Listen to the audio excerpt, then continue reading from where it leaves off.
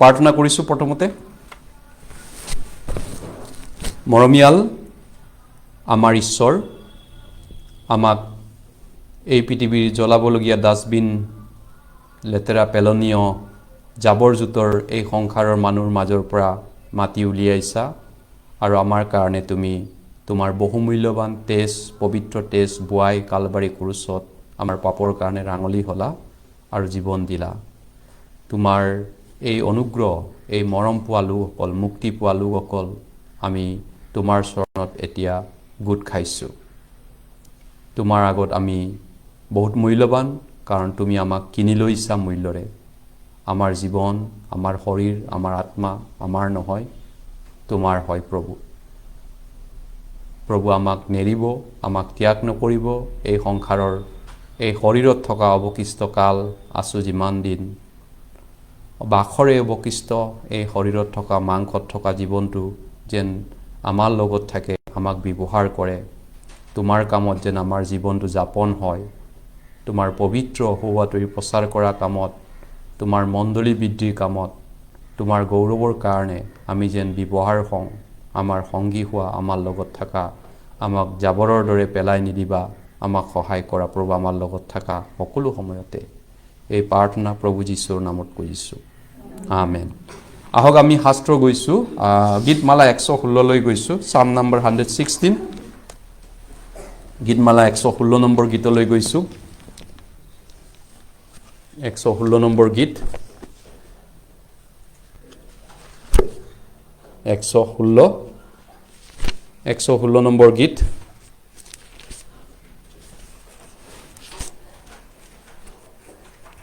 একশ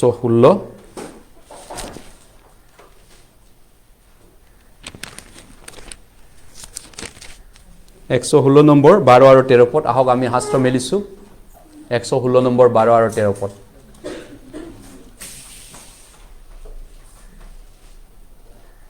একশ 16 নম্বৰ 12 আৰু 13 পদ। আহক আমি একেলগে পঢ়িম এই বাইবেল দুটা পদ একেলগে পঢ়িছোঁ। গীতমালা 116, 12 আৰু 13।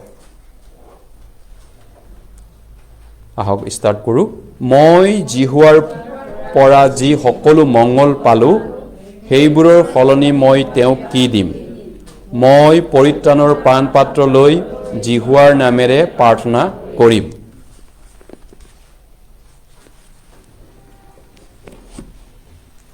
অৱশ্যে আজি আমি যিটো বিষয় ঈশ্বৰৰ পৰা শিকিব বিচাৰিছোঁ,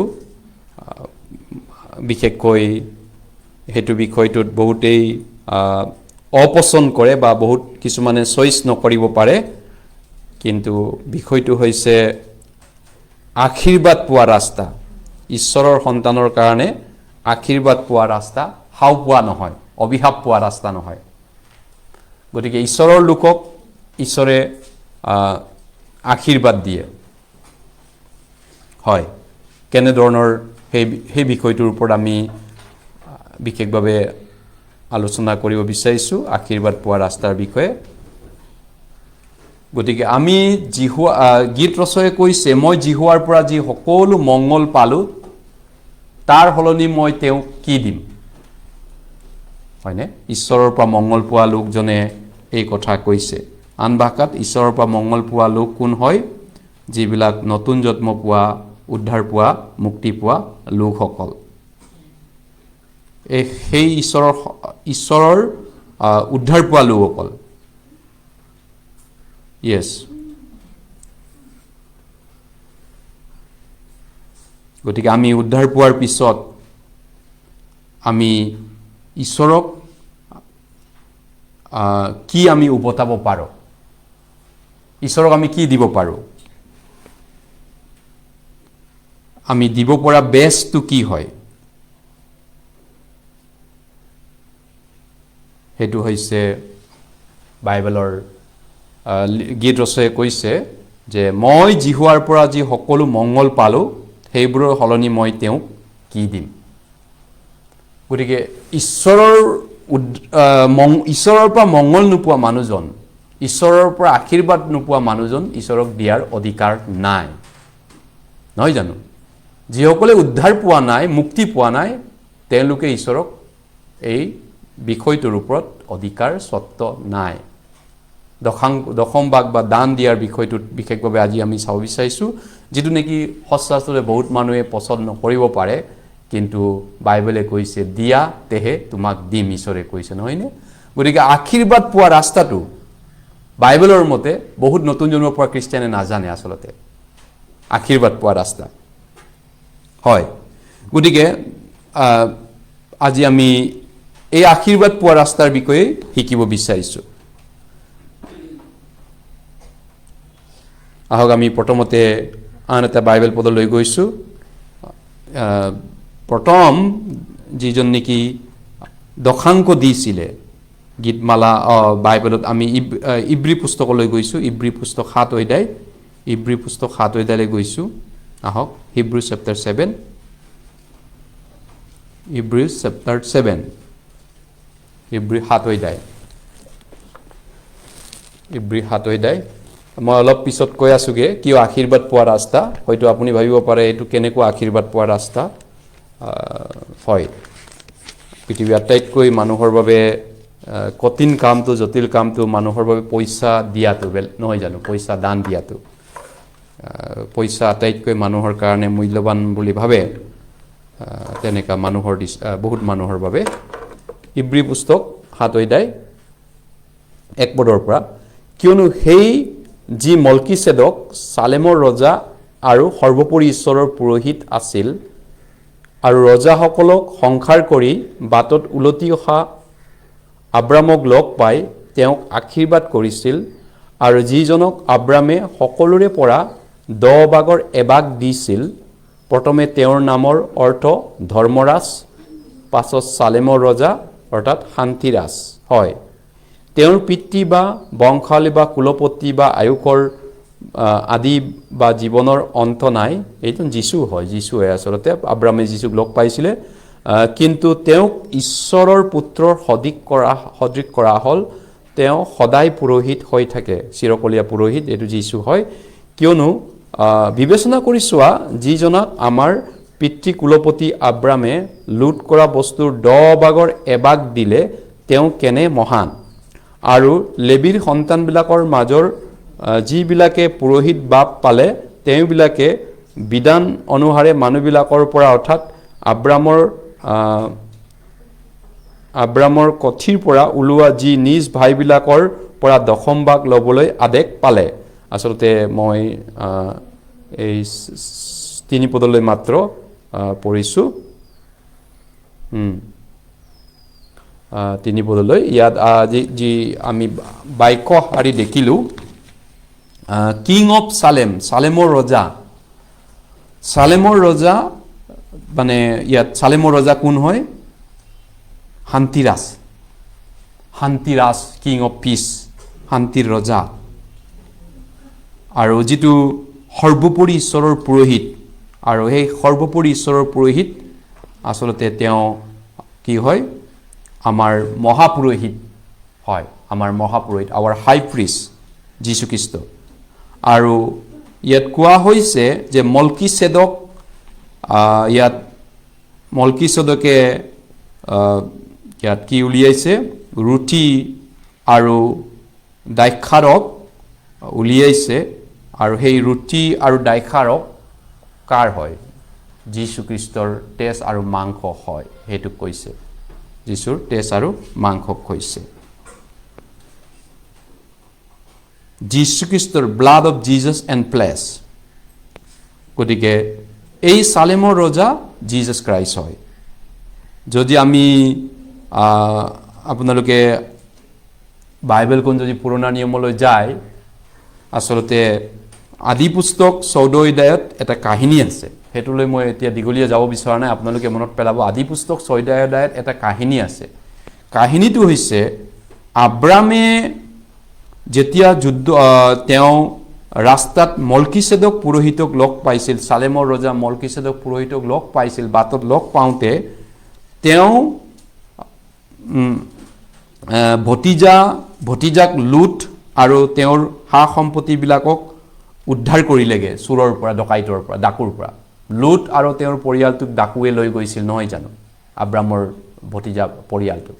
তেতিয়া আব্ৰামে যুদ্ধত গৈ পিনি কাঢ়ি আনিলেগে সেই সা সম্পত্তিবিলাক আৰু লুতৰ পৰিয়ালটোক বচালেগে তেনেকুৱা ধৰণৰ তেতিয়া যেতিয়া যুদ্ধটো জিকি পিনি আব্ৰামে ঘূৰি আহিছিলে বাটত তেতিয়া ৰাস্তাত উভতি অহা সময়ত এই মলকিছেদক পুৰোহিতক লগ পালে আদি পুস্তক 14 কাহিনী মতে তেতিয়া মলকিছেদকক তেওঁ পুৰোহিতক 10 ভাগৰ এভাগ সেই যি সা সম্পত্তি তেওঁ লুট কৰি বা কিবা কৰি পাইছিলে ইনকাম কৰিছিলে কামাই কৰি আহিছিলে ৰাস্তাত লগ পাওঁতে মলকিছেদকক উপহাৰ দিলে কৃতজ্ঞতা বা কি কয় প্ৰশংসাৰূপ উপহাৰ দিলে গতিকে এইটো পালৰ পৰা আব্ৰাম পৃথিৱীত ফাৰ্ষ্ট মেন ইন শাস্ত্ৰত যিয়ে নেকি দশাংক দিছিলে মানৱ জাতি ইতিহাসত যদি আপুনি আব্ৰাম আদামৰ বংশটো যদি চাই আদামৰ পৰা প্ৰথমৰ ফাৰ্ষ্ট মানুহ বুলি ক'লে দশাংক দিয়া দশাংক মানে আমি যেটো নেকি আমাৰ ইনকামৰ 10% ঈশ্বৰক কৃতজ্ঞতা হিচাপত আমি ধন্যবাদ হিচাপত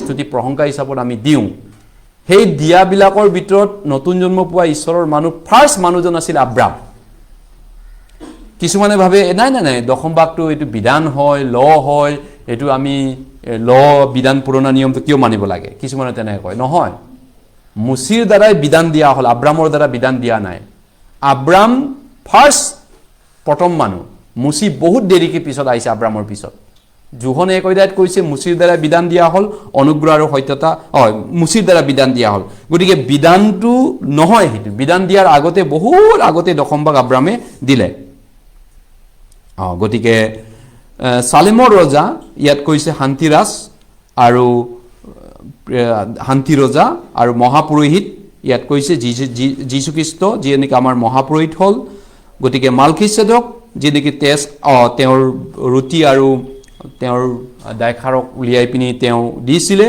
আৰু হেতু হৈছে যীশুৰ তেজ আৰু যীশুৰ শৰীৰটো আৰু এক সালেমৰ ৰজা বেলেগ নাছিলে জিজাছ ক্ৰাইষ্টৰ কাৰণ তেওঁৰ আদি নাই অন্ত নাই তেওঁৰ জন্মও নাই আদি নাই অন্ত নাই বাইবেলত কোনো তেওঁৰ এই বিষয়ে উল্লেখ নাই সালেমৰ ৰজা এই মলকিছেদকৰ বিষয়ে আদি পুস্তক 14 আপুনি পঢ়িলে হঠাৎ তেওঁ মাজৰ পৰা আহি আব্ৰামক দেখা দিছে তেওঁৰ জন্মৰ বৃত্তান্ত নাই কৰ পৰা আহিছে কৰ ৰজা কৰ তেনেকা নাই কিন্তু হঠাৎ তেওঁ আব্ৰামক দেখা দিছে তাৰ মানে তেওঁ ইটাৰনেল অনন্তকলীয়া মহাপুৰোহিত গতিকে আব্ৰামে 10 ভাগৰ এভাগ যিমান 10 ভাগৰ এভাগ যিমান বস্তু আছিল তেওঁৰ ইনকামৰ যিমানখিনি বস্তু তাৰ 10 ভাগ মলকিছেদকক প্ৰশংসা স্বৰূপে দিলে এই যুদ্ধখনত তেওঁ যি কামাই কৰিছিলে ইনকাম কৰিছিলে আৰু এইটো এটা জীৱনত ডাঙৰ মানৱ জাতিৰ বাবে শিক্ষা হৈ থাকিল আমাৰ বাবে ঈশ্বৰৰ সন্তানসকলৰ বাবে গতিকে মলকিছেদক কোন হয় তেওঁ জিজাছ ক্ৰাইষ্ট হয় যীশু খ্ৰীষ্টৰ আৰ্হি হয় গতিকে আব্ৰাম এজন এনেকুৱা এজন ব্যক্তি যিয়ে নেকি ঈশ্বৰৰ পৰা অনুগ্ৰহ আৰু ঈশ্বৰৰ পৰা দয়া পোৱা লোক হয় যেনে গীত ৰচয়ে কৈছিলে মই যি হোৱাৰ পৰা যি সকলো মংগল পালো সেইবোৰৰ হলনি মই তেওঁ কি দিম গতিকে আব্ৰামে ইয়া যি কৰিলে হেতু ঈশ্বৰৰ সন্তানবিলাকে কৰা উচিত হেতুই আব্ৰামৰ যোগেদি ঈশ্বৰে আমাক শিকাইছে আব্ৰামে যি কাম কৰিলে ঈশ্বৰৰ সন্তানে সেই কাম কৰা উচিত আব্ৰাম ইয়েস গতিকে আব্ৰাম এতিয়া ঈশ্বৰৰ পৰা আশীৰ্বাদ পোৱা লোক হয় গতিকে আব্ৰামে যুদ্ধত জয়যুক্ত হল আৰু তেওঁৰ সম্পত্তিৰ তেওঁ 10 ভাগ ঈশ্বৰক প্ৰশংসা স্তুতি ৰূপে স্তুতি গান প্ৰশংসা আৰাধনা ৰূপে ঈশ্বৰক দিলে নহয় জানো তেওঁ অকল মুখেৰে আৰাধনা কৰা নাই মলকিছেদক যীশু লগ পাওঁতে ৰাস্তাত কিছুমানে অকল মুখেৰে ঈশ্বৰক গান গায় নহয় জানো কিন্তু আব্ৰামে ঈশ্বৰক প্ৰশংসাৰ অৰ্থে তেওঁৰ কামাইৰ পৰাও ঈশ্বৰক দান দিলে সেই ধৰণে তেওঁ 10 ভাগৰ এভাগ নিজৰ প্ৰশংসা প্ৰস্তুতি ৰূপে প্ৰশংসা ৰূপে আউট অফ এক্সপ্ৰেছন তেওঁৰ নিজৰ প্ৰশংসাৰ স্তুতিৰ অৰ্থে তেওঁ এনেকৈ দিলে আৰু এইটো হৈছে দশম ভাগৰ ফাৰ্ষ্ট ষ্টাৰ্টিং দশাংকৰ প্ৰথম আৰম্ভণি মানৱ জাতি ইতিহাসত প্ৰথম কৰিন্থিয়ালৈ গৈছো আমি প্ৰথম কৰিন্থিয়া 1 অধ্যায় প্ৰথম কৰিন্থিয়া 1 অধ্যায় প্ৰথম কৰিন্থিয়া 1 অধ্যায় ফাৰ্ষ্ট কৰিন্থিয়াছ চেপ্টাৰ 1 প্ৰথম কৰিন্থিয়া 1 অধ্যায় 6 পদ নহয় সৰি 6 অধ্যায় 1 Corinthians chapter 6 প্ৰথম কৰিন্থিয়া 6 অধ্যায় মই পিছত কম ঈশ্বৰক দিয়া মানুহ আব্ৰাহাম মুচিহঁতৰ জীৱনত কেনেকুৱা লাভ হৈছিল বা আমাৰ জীৱনতো আমি দিলে কেনেকুৱা লাভ হয় নিজৰ জীৱনত হেতু পিছত অলপ পিছত আমি চাব পাৰোঁ 6 অধ্যায় 19 আৰু 20 পদ 19 আৰু 20 পদ আহক আমি একেলগে পঢ়িছোঁ প্ৰথম কৰিন্থিয়া 6 অধ্যায় 19 আৰু 20 পদ 19 আৰু 20 পদ নতুবা ঈশ্বৰৰ পৰা পোৱা যি পবিত্ৰ আত্মা তোমালোকৰ অন্তৰত থাকে তোমালোকৰ শৰীৰ যে তেওঁৰ মন্দিৰ ইয়াক তোমালোকে নাজানা নেকি তোমালোক নিজৰ নোহোৱা কিয়নো তোমালোক মূল্যৰে কিনা হলা এই হেতুকে তোমালোকৰ শৰীৰত ঈশ্বৰক গৌৰৱান্বিত কৰা গতিকে নতুন জন্ম পোৱা খ্ৰীষ্টিয়ান বিলাকৰ জীৱনটো এটা জানা উচিত বাইবেলে কৈছে নতুন জন্ম নোপোৱা আগতে অবাধ্য হৈ থাকোতে মই উদ্ধাৰ নোপোৱা আগতে নহয় জানো গোটেই মোৰ জীৱন মোৰ বছ মই আছিলোঁ আপুনি আগৰ জীৱনটো ঘূৰি চাওকচোন কেইবছৰমান আগত আপুনি কোন আছিলে আপুনি অলৌ তলৌ আপুনি নিজেই নিজৰ মন মৰ্জি চলা মানুহ আছিলে নহয় জানো যেনি মৰ্জি আপুনি ঘূৰিছিলে আন ভাষাত আপুনি ঘূৰি চাওক আজিৰ পৰা 10 বছৰ আগত 15 বছৰ আগত যিবিলাক উদ্ধাৰ নোপোৱা আগৰ জীৱনটো বুজি নোপোৱাৰ আগৰ লাইফটো চাওকে আপোনাৰ বছ আপুনি আছিলে আমাৰ সকলো নিজৰ বুলি আমি ভাবিছিলোঁ কাৰণ আমি অবাধ্য সন্তান আছিলোঁ ইপিচিয়া 2 অধ্যায় 2 পদত কৈছে অবাধ্য সন্তানবিলাকৰ মাজত কাৰ্য সাধন কৰোঁতে আত্মাৰ দৰে আগেয়ে চলিছিলা আকাশৰ ক্ষমতাযুক্ত অধিপতিৰ অবাধ্য সন্তান এই অবাধ্য সন্তান মোৰ অইন সন্তান হাওপোৱা সন্তান মা দেউতাকৰ কথা নুশুনা সন্তান আমি তেনেকুৱা আছিল উদ্ধাৰ নোপোৱা আগতে হয় এতিয়াও যিসকলে উদ্ধাৰ পোৱা নাই নতুন জন্ম পোৱা নাই ঈশ্বৰে দিয়া বৰদান গ্ৰহণ কৰা নাই অনন্ত জীৱনটো এতিয়াও লোৱা নাই তেওঁলোক এতিয়াও অবাধ্য হৈ আছে নহয় জানো হবৱাৰটা বিশ্বাস কৰা নাই তেওঁলোকে ঈশ্বৰলৈ উভতি আহিব ঘূৰি আহিব নোখোজে ঈশ্বৰৰ অনুগ্ৰহ দয়া গ্ৰহণ কৰিব নোখোজে শান্তি প্ৰেম ঈশ্বৰে দিয়াটো ল'ব বিচাৰে তেওঁলোক অবাধ্য ডিছঅবিডিয়েন্স আকৌ নতুন জন্ম পোৱাৰ পিছতো আকৌ দুইবিধ সন্তান থাকে এতিয়া আমাৰ মাজতো ইয়াত কোনোবা অবাধ্য আছে কোনোবা বাধ্য সন্তান আছে কোনোবা সমস্যা সৃষ্টিকাৰী সন্তান থাকে কোনোবা মা দেউতাকক সদায় মানে সহায় কৰা বা ভাল সন্তান থাকে নহয় জানো প্ৰবলেম কিট বুলি কয় নহয় এই ঘৰখনত যদি যিবিলাকৰ 4-5টা ল'ৰা আছে তাৰে ভিতৰত এজন মানে প্ৰবলেম কিট থাকে এটা সমস্যা সৃষ্টিকাৰী ল'ৰা সদায় তেওঁ কিবা নহয় বাপেকৰ প্ৰবলেম আনে ঘৰখনলৈ কিবা এটা নহয় কিবা এটা ঝামেলা আনে সেইবিধ সন্তান কিন্তু আমি অৱশ্যে এই বিষয়টো আজি ক'ব বিচৰা নাই নতুন জন্ম নোপোৱা আগতে গতিকে আমি নিজৰ মালিকৰ বছ নিজে আছিলোঁ কিন্তু বাইবেলে কৈছে আমাক ঈশ্বৰে মূল্যৰে কিনিলে গতিকে মূল্যৰে কিনিলো আমাক এতিয়া আমাৰ জীৱন আত্মা যদি মূল্যৰে কিনা হ'ল আমাৰ সবটোক যদি ঈশ্বৰে কিনি ল'লে তেনেহ'লে আমাৰ জীৱন আমাৰ বুলি আমি দাবী কৰিব পাৰোঁনে আমি ক'ব পাৰোঁ নেকি যে এইটো গোটেই মোৰ বুলি কিবা এটা ক'ব পৰা এই বস্তু পৃথিৱীত মোৰ আছেনে কিবা এটা মোৰ হয় মোৰ কাণ নাক চকু হাত ভৰি লিভাৰ কিডনি মোৰ উশাহ মোৰ জীৱন মোৰ কিবা মোৰ আছে বুলি মই কিবা এটা ক'ব পাৰোঁনে এই পৃথিৱীত একো নাই গোটেইটো ঈশ্বৰৰ হয় কাৰণ যদি তেওঁ কিনিছে গতিকে এই কথাখিনি কিন্তু উদ্ধাৰ নোপোৱা এজন ব্যক্তিয়ে বুজি পাব নোৱাৰে তোমালোকক মূল্যৰে কিনা হৈছে তোমালোক নিজৰ নোহোৱা তোমালোকক ঈশ্বৰৰ হয় শৰীৰ আৰু আত্মা তোমালোক ঈশ্বৰৰ হয় তোমালোকৰ জীৱনটো ঈশ্বৰৰ বুলি ক'লে আমাৰ লিভাৰ কিডনি পাকস্থলী পৰ্যন্ত গোটেইটো যদি ঈশ্বৰে কিনি লৈছে মূৰৰ পৰা আটাই চলিও যদি গণনা কৰা হৈছে তেতিয়াহ'লে আমি ক'ব পাৰোঁ আমাৰ জীৱনটো তেওঁৰ হয় মোৰ একো নাই ইয়াত ক'বলৈ মোৰ বুলি দাবী কৰিবলৈ একো নাই কোন পৃথিৱীত কিন্তু এই কথা কওঁতে উদ্ধাৰ নোপোৱা মানুহে বুজি পাব পাৰিনে তেওঁ এজন উদ্ধাৰ নোপোৱা ব্যক্তিয়ে তেওঁৰ কাৰণে এইটো অসম্ভৱ বুজি পোৱাটো গতিকে তেওঁলোকে উদ্ধাৰ নোপোৱা মানুহজনে এইটো কথা কেতিয়াও বুজিব নোৱাৰে গতিকে আজি আমি টাইটৰ বিষয়ে অলপমান কেইটামান বিষয় চাইছোঁ দশম ভাগৰ বিষয়ে গতিকে এইটো এটা টকেন হ'ব হয় যে আমি স্বীকাৰ কৰিছোঁ যে ঈশ্বৰে মোক সকলো দিছে মোৰ জীৱনটো ঈশ্বৰে সৃষ্টি কৰিছে এই ব্ৰহ্মাণ্ড ঈশ্বৰে সৃষ্টি কৰিছে মোৰ কাৰণে পৃথিৱী মোৰ কাৰণে সৃষ্টি কৰিছে আৰু মা দেউতা ঈশ্বৰে দিয়া মা দেউতা আছিলে আৰু মোৰ সকলো জীৱনটো ঈশ্বৰৰ হয় সেইটো স্বীকাৰোক্তি ৰূপে আমি স্বীকৃতি দি হিচাপত আমাৰ গোটেই জীৱনকালৰ ইনকামৰ আমি 10% আমি ঈশ্বৰক স্বীকৃতি আৰু প্ৰশংসা প্ৰস্তুতি ৰূপে দিওঁ। ইয়েছ, উঠেৰে আমি সন্মান নকৰি ঈশ্বৰক আমি কাৰ্যৰে সন্মান কৰোঁ।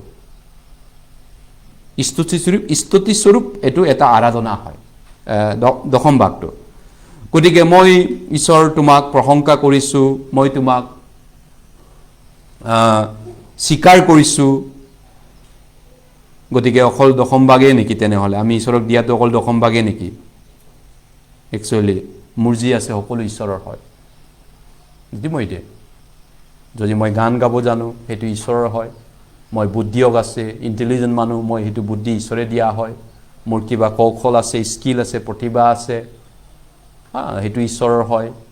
যিয়ে নহওক, কোনোবা পইচা কমনি কৰিব জানে, সেইটো ঈশ্বৰে তেওঁক দিছে বুদ্ধি জ্ঞান। কোনোবাই কথা ক'ব জানে, তেওঁক কথা ক'ব পৰাকৈ ঈশ্বৰে দিছে। কোনোবাই হেল্ডি মানুহ, স্বাস্থ্যৱান মানুহ, সেয়াও ঈশ্বৰে দিছে। কোনোবাই বিজনেছ কৰিবলৈ বহুত জানে, বেপাৰ কৰিবলৈ, সেইটো ঈশ্বৰে দিয়া হয় নতুন জন্মৰ পৰা খ্ৰীষ্টানৰ কাৰণে।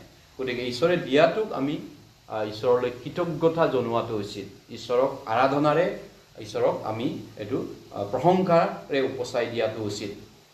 ইয়েছ, দশম ভাগে নহয়, গোটেই জীৱনটো ক'লোঁ ইয়েছ ঈশ্বৰৰ হয়। প্ৰকৃততে সকলোবিলাক ঈশ্বৰক দিয়া উচিত, চবটো ঈশ্বৰক দিয়া উচিত, গোটেইখিনি ঈশ্বৰক দিয়া উচিত। ইয়েছ, প্ৰথম কৰিন্থিয়া 4 অধ্যায় আমি গৈছোঁ। প্ৰথম কৰিন্থিয়া 4 অধ্যায়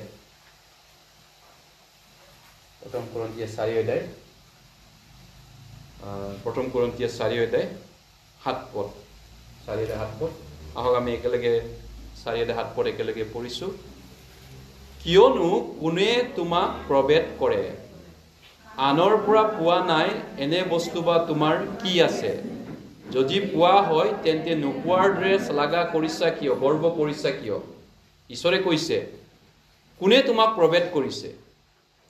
যে ঈশ্বৰৰ পৰা পোৱা নাই এনে বস্তু তোমাৰ এই পৃথিৱীত কিবা আছেনে? ঈশ্বৰে নিদিয়াকৈ ৰদ, বৰষুণ, বায়ু, বতাহ, অক্সিজেন, তোমাৰ স্বাস্থ্য পাতি, লিভাৰ, কিডনী তুমি নিজে বনাইছানে? যদি ঈশ্বৰে দিছে হাত, ভৰি, লিভাৰ, কিডনী, চকু, নাক, কাণ, নিদিয়াৰ দৰে কিয় ভাও জুৰি আছা? নহয়নে? ঈশ্বৰে কৈছে। গতিকে আমি আব্ৰামৰ কাহিনীটো দেখিলোঁ। আব্ৰামে ঈশ্বৰক এপ্ৰিচিয়েট কৰিছিলে। সেইকাৰণে এপ্ৰিচিয়েট মানে ঈশ্বৰক প্ৰশংসা কৰিছিলে, ঈশ্বৰক তেওঁ স্বীকাৰ কৰিছিলে। তোমাৰেই হয়, তুমিয়ে দিছা, তোমাৰেই হয়। হয়তো আব্ৰাম নতুন জন্ম নোপোৱা আগতে ভাবিছিল নেকি তেওঁ মোৰ লাইফটো মোৰ বছ, মোৰ হয় সকলোবিলাক। কিন্তু যেতিয়া আব্ৰামে বুজি পালে, তেওঁ সেইটো পিছত চেঞ্জ কৰিলে। গতিকে আজি বহুতেই এই কথা অপচন্দ কৰে। চলা নাই? আহিব, ৰিষ্টৰ আহিছে। অফলাইন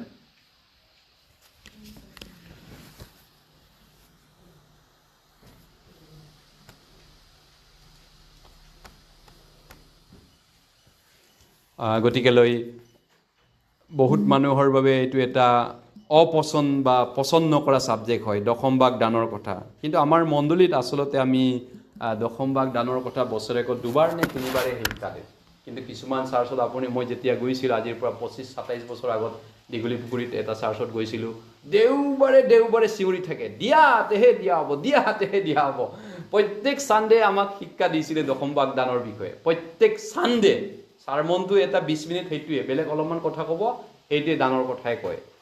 প্ৰায়বোৰ চাৰ্চত দশম ভাগটো বহুত গুৰুত্ব দিয়ে। কিন্তু মই য'ত আছিলোঁ বেলেগ মণ্ডলীৰ আগতে দশম ভাগৰ কথা আমি ইমান শিক্ষা নিদিলেও প্ৰায় ভাই ভনীয়ে দিছিলে, তাত প্ৰায় ভাই ভনীয়ে দিয়ে। কাৰণ তেওঁলোক নতুন জন্ম পোৱা, আমাৰ পাৰ্চেণ্টেজটো বেছি আছে, ঈশ্বৰৰ নতুন জন্ম পোৱা সন্তানটো আমাৰ মণ্ডলীত বেছি আছে। নতুন জন্ম পোৱা ভাই ভনীক ইমান শিকাব নালাগে, কাৰণ তেওঁলোকে দায়িত্বটো আছে, তেওঁলোকৰ আত্মাই বুজি পায়, তেওঁলোকে ইতিমধ্যেই দিয়ে। যি কি নহওক, আমি এইটো এটা মোৰ ভাল লগা বাইবেল পদলৈ মই যাম এতিয়া। মলাখী 3 অধ্যায়, মলাখী 3 অধ্যায়লৈ গৈছোঁ। মলাখী 3 অধ্যায়, মলাখী 3 অধ্যায়, মলাখী 3 অধ্যায়,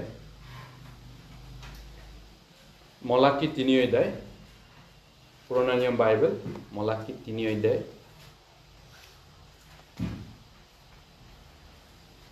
য়েছ মানে মতিৰ লগত লাগি আছে একজেক্ট মতিৰ লগত লাগি আছে মলাকি 3 অধ্যায় মলাকি 3 অধ্যায় 8 পদৰ পৰা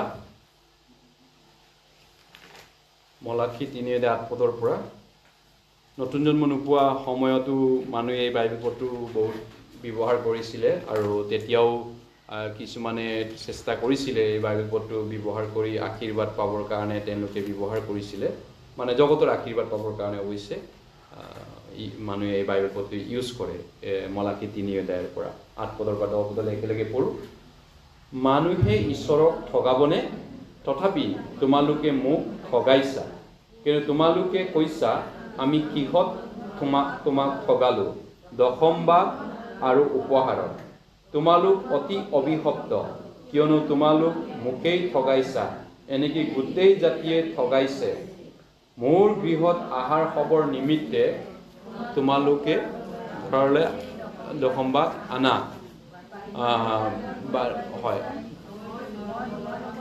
আশীৰ্বাদ বৰখাম নে নবৰখাম ইয়াৰে তোমালোকে মোক পৰীক্ষা কৰিছো হয় গতিকে তোমালোকে ভঁৰাললৈ গোটেই দশমভাগ আনা বাহিনীবিলাকৰ জিহুৱাই কৈছে মই তোমালোকলৈ আকাশৰ দুৱাৰ মুকলি কৰিম নে নকৰিম এই আকাশৰ দুৱাৰ মুকলিটো অৱশ্যে ঈশ্বৰে জাগতিক আশীৰ্বাদ দিব নোৱাৰে পৃথিৱীৰ আশীৰ্বাদ দিব নোৱাৰে বুলি কিছুমানে সন্দেহ কৰে সেইটো ভুল এই পৃথিৱীটো ঈশ্বৰে আশীৰ্বাদ দিয়ে ইজৰাইল সেইকাৰণে আশীৰ্বাদ পোৱা হয় কাৰণ তেওঁলোক দশমভাগটো আজিও দি আছে ইজৰাইল দেশখন নহয় জানো ঈশ্বৰক সেইটো ক্ষেত্ৰত তেওঁলোকে ফেল নকৰে দশমভাগৰ ক্ষেত্ৰত গতিকে জাগতিক পালৰ পৰা ঈশ্বৰে আশীৰ্বাদ দিয়ে কিন্তু অকল জাগতিক দুদিনীয়া আশীৰ্বাদৰ কথাই নাহে ইয়াত কাৰণ ঠায়ে নধৰাকৈ তোমালোকলৈ আশীৰ্বাদ বৰখাম নে নবৰখাম তাক জানিবলৈ তোমালোকে ইয়াৰে মোক পৰীক্ষা কৰি চোৱা এতিয়া যদি আপুনি ইংলিছ বাইবেল পঢ়ে এটা ভাৰ্চনত কৈছে 8 পদৰ পৰা আকৌ এবাৰ চাইছো ইয়াত কৈছে মানুহে ঈশ্বৰৰ পৰা চুৰ কৰিব পাৰেনে ৰব থিফ বুলি লিখা আছে অসমীয়াত ঠগোৱা বুলি অনুবাদ কৰিছে প্ৰায় একেটাই বাৰু একো নাই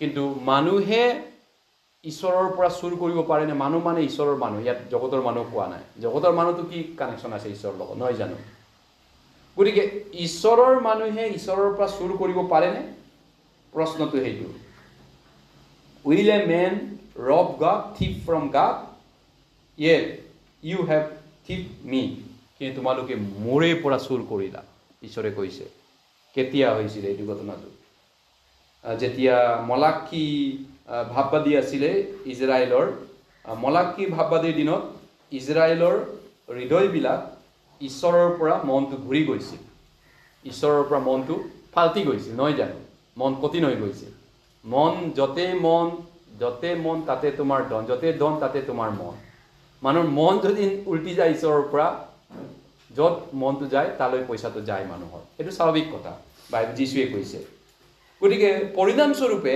তেওঁলোকৰ মন ঈশ্বৰৰ পৰা আঁতৰি গ'ল জগতৰ ফালে গুচি গ'ল গতিকে তেওঁলোকে সেই সময়ত দশমভাগ ঈশ্বৰক দিয়া নাছিল মলাকি ভাববাদীৰ দিনত বা দান ঈশ্বৰক সঠিক ৰূপে দিয়া নাছিল সেইটোকে বাইবেলত ইয়াত ঈশ্বৰে কৈছে তোমালোকে মোৰ পৰা চুৰ কৰি ল'লা বুলি কৈছে গতিকে ঈশ্বৰৰ দশমভাগ আৰু দান মলাকি ভাববাদীৰ দিনত ইজৰাইলে দিয়া নাছিল কাৰণ ঈশ্বৰৰ বদলি তেওঁলোকে বেলেগ বস্তুক প্ৰেম কৰিছিল জগতক কিবা এটা প্ৰেম কৰিছিল গতিকে তাত য'ত প্ৰেম তাতেই পইচা খৰচা হয় গতিকে ঈশ্বৰে তেওঁলোকক এই ধৰণে কৈছে যে তোমালোকে এইটো কাৰণে ইয়াৰ হেতুৱে হৈছে মোৰ পৰা চুৰটো মোৰ পৰা চুৰ গতিকে মলাকি ভাববাদীৰ সময়ত ইয়াত ঈশ্বৰে কৈছে বাইবেলত ক'তো লিখা নাই যে ঈশ্বৰক পৰীক্ষা কৰি চোৱা এটা জেগাত কৈছে ঈশ্বৰক পৰীক্ষা কৰি চাব পাৰা যদি আপুনি ঈশ্বৰক কেতিয়াবা টেষ্ট কৰি চাব বিচাৰে দশমভাগৰ ক্ষেত্ৰত টেষ্ট কৰি চাইছেনে কেতিয়াবা 6 মাহ ৰেগুলাৰকৈ দি চাব আৰু নিদিয়া আগৰ জীৱনটো আৰু দিয়াৰ পিছৰ আত্মিক জীৱনটো চাব বিশ্বাসী জীৱনটো 6 মাহ আগৰ জীৱন নিদিয়াকৈ আগৰ জীৱন পাৰ কৰিছিলে আপুনি ইমান বছৰ আৰু 6 মাহ টেষ্ট কৰি চাবচোন ৰেগুলাৰকৈ টেষ্ট কৰিব কৈছে ঈশ্বৰে সেইটো ঈশ্বৰে আপোনাক অপেন কৰি দিছে মোক পৰীক্ষা কৰি চোৱা টেষ্ট কৰি চোৱা গতিকে সেইটো এটা ডাঙৰ আমাৰ বাবে এটা চেলেঞ্জ ঈশ্বৰৰ ফালৰ পৰা গতিকে কিন্তু ইজৰাইল মানুহবিলাকক লৈ ঈশ্বৰে কিমান হতাশগ্ৰস্ত হৈছিল এই মলাকি বাগবাদীৰ দিনত। হঠাৎ নিৰাশ হৈ গৈছিল তেওঁলোকৰ আত্মিক অৱস্থাটো চাই, নহয়নে? গতিকে ঈশ্বৰে আমাৰ যিসকল উদ্ধাৰ পোৱা নাই এই জগতৰ মানুহ, ইহঁতৰ পৰা ঈশ্বৰে কিবা বিচাৰিছেনে? উদ্ধাৰ নোপোৱা সংসাৰৰ এই পৃথিৱীৰ মানুহবিলাকৰ পৰা ঈশ্বৰে তেওঁলোকৰ পৰা একোডাল বিচৰা নাই, তেওঁলোকৰ পৰা ঈশ্বৰে একো খোজা নাই। কিন্তু উদ্ধাৰ পোৱা যিসকলক মুক্তি কৰি দিয়া হ'ল, উদ্ধাৰ কৰা হ'ল, যিসকলক কিনি লোৱা হ'ল, তেওঁলোকক পৰা কিবা এটা ঈশ্বৰৰ দৰকাৰী আছে, ঈশ্বৰৰ লাগাব তেওঁলোকৰ পৰা বিচৰা আছে। কিন্তু বিচাৰিছে মতি মাৰ লোক জীৱনৰ ঈশ্বৰে কোনটো বেছি আটাইতকৈ বেছি বিচাৰিছে? সমস্ত প্ৰাণ, সমস্ত শক্তিৰে, সমস্ত চিত্ৰে, হৃদয়েৰে তোমাৰ ঈশ্বৰ পৰমেশ্বৰক, প্ৰভু পৰমেশ্বৰক প্ৰেম কৰা। ঈশ্বৰে এইটো বিচাৰিছে। Love the Lord your God with all your heart and with all your soul and with all your strength, mind with all your strength. ঈশ্বৰক সমস্ত মন চিত্ত জান দি পিনি ফাৰ্ষ্ট প্ৰেম কৰা। ঈশ্বৰৰ মুক্তি পোৱাসকলৰ পৰা ঈশ্বৰে এইটো বিচাৰিছে। তেনেহ'লে যিসকল ইয়াত উদ্ধাৰ পোৱা মানুহ আছে, আপোনাৰ বাবে দশমভাগ দিয়াটো এটা আপোনাৰ কাৰণে প্ৰব্লেম হৈছে নেকি? দশমভাগ দিয়াটো, দান দশমভাগ দশাংশ দিয়াটো আপোনাৰ কাৰণে এটা সমস্যা নেকি? সমস্যা ৰিয়েলি? হয়, মই কম। কিছুমানে কয় নাই মোৰ নজুৰে, মোৰ কম পইচা পাওঁ। কিছুমানে কয় ইমান পইচা মই দি দিলে কি বা হ'ব, মিছ ইউজ হ'ব নেকি, মই দিব নোৱাৰোঁ। কিছুমানে টকা এমাউণ্টটো বেছি হৈ যায়, সেইটো দিগদাৰ। দুখীয়া মানুহজনে ভাবে মোৰ ইমান কম পইচা, মই কেনেকৈ দিম, চলিব নাটনি হ'ব। এই ধৰণৰ এটা অংকত ধুমুজাত পৰে, নহয় জানো? যিয়ে নহওক, কিন্তু আপোনাৰ সমস্যা হৈছে নেকি যে দশমভাগ দিয়াটো? যদিও সঁচাকৈ উদ্ধাৰ পোৱা লোক হয়, ঈশ্বৰক আপুনি দশমভাগ দিয়াটো আপোনাৰ কাৰণে এটা প্ৰব্লেম হয়। আপুনি আটাইতকৈ জীৱনত মূল্যৱানটো দিব পাৰে। আপোনাৰ জীৱনত যিটো সবচে বেষ্টটো আছে, মূল্যৱান, আব্ৰামে তেওঁৰ বেষ্ট সন্তান ইছহাককো দিব বিচাৰিছিল। আপোনাৰ আনকি জীৱনো আপুনি দিবলৈ ইচ্ছা কৰে, যেনে গ্ৰাম ষ্টেইনে ইয়াত জীৱন দি গ'ল, চেন টুমাই জীৱন দি গ'ল, নহয়নে? মিছনাৰী কামত আহি পিনি নিজৰ সন্তানকো গ্ৰাম ষ্টেইনে ত্যাগ কৰিব লগা হ'ল, নহয় জানো? মিছনাৰী কামৰ ইচ্ছা। গতিকে ঈশ্বৰৰ মানুহে এইটো নহয় যে অকল পইচা দিয়াটো বহুত ডাঙৰ, জীৱন দিয়া মানুহ আছে। যীশুৰ শিষ্যবিলাকে গোটেইকেইজনে দিলে। গতিকে এইটো এটা এনেকুৱা স্পেচিয়েল নহয়, এইটো স্পেচিয়েল হয়, এইটো বিশেষ মানুহে এইটো কৰিব পাৰে, এইটো আমি নোৱাৰোঁ, নহয়। এইটো নতুন জন্ম পোৱা খ্ৰীষ্টিয়ানৰ এটা নেচাৰেল হয়। নেচাৰেল মানে স্বতঃস্ফূৰ্ত স্বাভাৱিক এটা আচৰণ হয়। গতিকে উদ্ধাৰ পোৱাবিলাকে বিশ্বাসী সৰু বিষয়ৰ পৰাই আৰম্ভ হ'বলৈ বাইবেলে কৈছে। সৰু সৰু বিষয়তে বিশ্বাসী হ'বলৈ কৈছে। লোক আমি 12 অধ্যায় কৈছোঁ, লোক 16 অধ্যায়,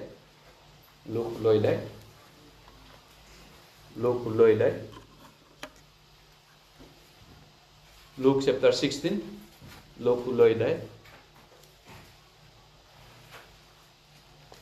লোক 16 অধ্যায়, লোক 16 অধ্যায় 10 পদৰ পৰা 10 আৰু 11 পদ। লোক 16 অধ্যায় 10 আৰু 11 পদ। লোক 16 অধ্যায় 10 আৰু 11 পদ আমি একেলগে পঢ়িছোঁ। লোক চেপ্টাৰ 10 ভাৰ্ছ 10 and 11, লোক চেপ্টাৰ 16 একেলগে পঢ়িছোঁ 10 আৰু 11। যিজন অলপ কথাত বিশ্বাসী তেওঁ অধিকতো বিশ্বাসী, আৰু যিজনে অলপ কথাত অযথাৰ্থিক তেওঁ অধিকতো অযথাৰ্থিক হয়। এতেকে যদি তোমালোকে অযথাৰ্থ ধনত বিশ্বাসী নহলা, তেন্তে আচলটো কোনে তোমালোকক বিশ্বাস কৰি দিব? ইয়াতে আপোনালোকে ছেকেণ্ড লাইনটো অলপ বুজিবলৈ অসুবিধা হৈছে চাগে। Who is faithful in least things, faithful in মাছ।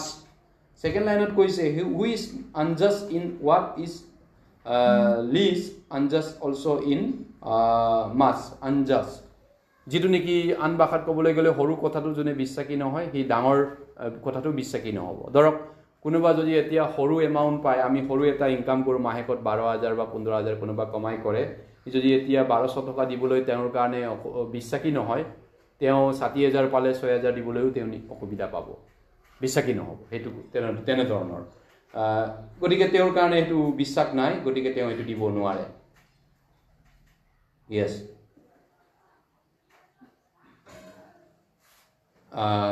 আমি 12-13 পদো পঢ়িছোঁ, 12 আৰু 13 পদ। লোক 12 আৰু 13 পদো চাইছোঁ একেলগে। আহক। আৰু লোকৰ বিষয়ত যদি বিশ্বাসী নহলা, তেন্তে তোমালোকে নিজৰ বিষয়ত তোমালোকৰ হাতত কোনে দিব?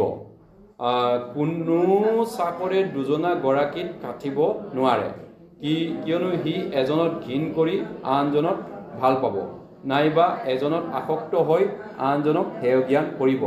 তোমালোকে ঈশ্বৰ আৰু ধন উভয়তে কাটিব নোৱাৰে। গতিকে এজনে ক'ব পাৰে, মই ঈশ্বৰক ভাল পাওঁ, মই ঈশ্বৰৰ কাৰণে জীয়াই থাকিব বিচাৰিছোঁ, কিন্তু যদি তেওঁলোকে যদি ঈশ্বৰক যদি দিবলৈ, দান দিবলৈ বা দশমভাগ দিবলৈ বহুত ষ্টিঞ্জি, মানে কি কয়, কৃপণালী কয়, টান পায় মানি মেটাৰত ঈশ্বৰক তেওঁৰ, গতিকে তেওঁ ঈশ্বৰৰ কাৰণে জীয়াই থাকিব বিচাৰা বুলি কোৱা কথাটো সেইটো নিমিলে, কথাটো নহয়নে? নিমিলে। যদি তেওঁ কয়, মুখেৰে কৈছে মই জীয়াই থাকিব বিচাৰোঁ অকল ঈশ্বৰৰ গৌৰৱৰ কাৰণে, কিন্তু তেওঁ যদি ঈশ্বৰৰ কামৰ কাৰণে আকৌ দিবলৈ যদি কৃপণালী কৰিছে, তেওঁৰ দাবীটো সত্যবাদী নহয়। যীশুৱে স্পষ্টকৈ কৈছে যে আমি দুজনা গৰাকীত কাটিব নোৱাৰোঁ, ঈশ্বৰ আৰু পইচা, এই দুটাৰ ভিতৰত আমি সেৱা কৰিব নোৱাৰোঁ, ঈশ্বৰ আৰু পইচাৰ দুটাৰ মাজত। যিটো ক'লো সেইটো হৈছে যীশুৱে কৈছে দুজনা গৰাকীত মানুহে কাটিব নোৱাৰি, স্পষ্টকৈ কৈছে, we can not serve two master, God and money. মানুহে ঈশ্বৰত পইচাক বহুত ভেলু কৰে। 2 তিমথিয়ত কৈছে, শেষ কালত ভয়ংকৰ সময় উপস্থিত হ'ব, সেই কালৰ মানুহবিলাকে ধন লোভীয়া হ'ব, হয়নে? ধন লোভীয়া। গতিকে ধন টকা পইচা লোভৰ কাৰণে মানে পইচাক বহুত ইম্পৰ্টেণ্ট বুলি ভাবিব। এতিয়া বহুত মানুহে কয় আজিকালি পইচা নহ'লে একোৱে নোৱাৰে, পইচা পইচা পইচা পইচা, কিন্তু নকয় এনেকুৱা ধৰণে খ্ৰীষ্টানবিলাকে কয় এনেকৈ পইচা নহ'লে একোৱে কৰিব নোৱাৰে, একো কৰিব নোৱাৰে। মোৰ আগত বহুত কৈ থকা মই শুনা পাওঁ অত্যত, কিন্তু কেতিয়াও মই শুনা নাই ঈশ্বৰ নহ'লে জীৱনটো চলিব নোৱাৰে দেই বাবা। সন্তানক পইচাৰ কথা শিকায়, পইচা নহ'লেতো একো খাব নাপাবি, একো নকৰিবি, সেইটো কয়, কিন্তু বাবা ঈশ্বৰ নোহোৱাকৈ জীৱনটো চলিব নোৱাৰে দেই। তেনেকুৱা ধৰণে শিক্ষা দিয়া খুব মানুহ নাই, কিন্তু পইচা সাংসাৰিক এই জগতৰ কথা খুব কয়, চাৰ্চতো কয়, মই শুনিছোঁ যোৱা কেইদিনমান আগতো, আজিকালি পইচা নহ'লে কি কৰিব পাৰে। হয়, এইটো একফালে সঁচা হয়, কিন্তু ঈশ্বৰ আৰু পইচাৰ মাজত নিজৰ নিজৰ ভেলু আছে, নহয় জানো? নিজৰ নিজৰ মূল্য আছে।